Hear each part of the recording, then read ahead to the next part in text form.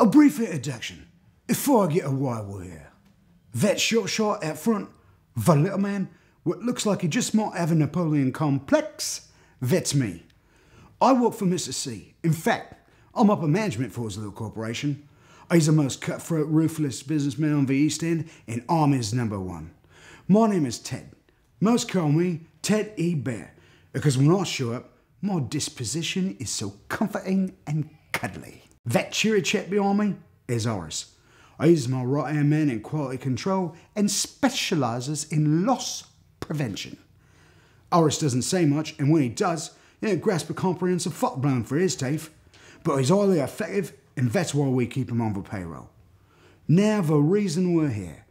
This bumbling babe, the wank dangle right before your eyes, is Roger. He's as useful as tits on a boat and 3 times as cocky. He jabbered his jaw something huge like him from Mr. C and promised he could deliver. He's got gargantuan gonads, which, by my assessment, is inappropriately not proportionate to the size of his brain or the ability to bolster the bullion of his boasts. But that's my humble opinion. We're here to discover if my idea about him is founded. Theo! This is the best day of my life. Is it, Rog? Ta-da! Told you I had it. No worries.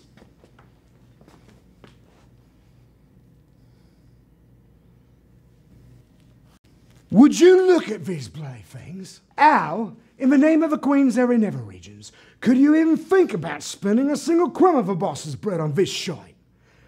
Let alone the entire bakery.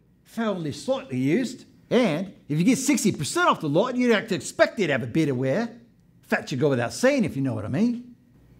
Slightly used should go without saying.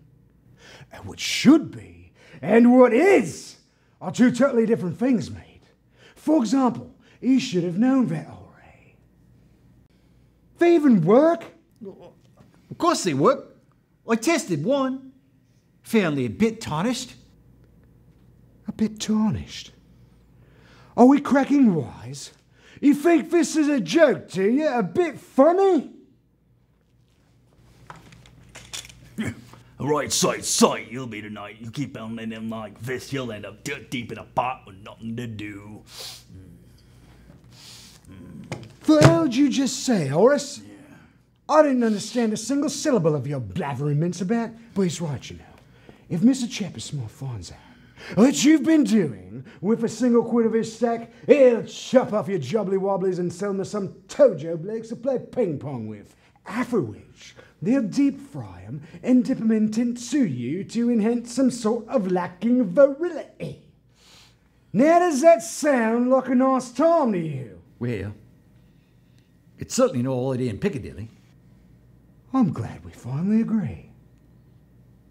Now the solution to your predicament is quite simple and comes only at the cost of 30p. And what else?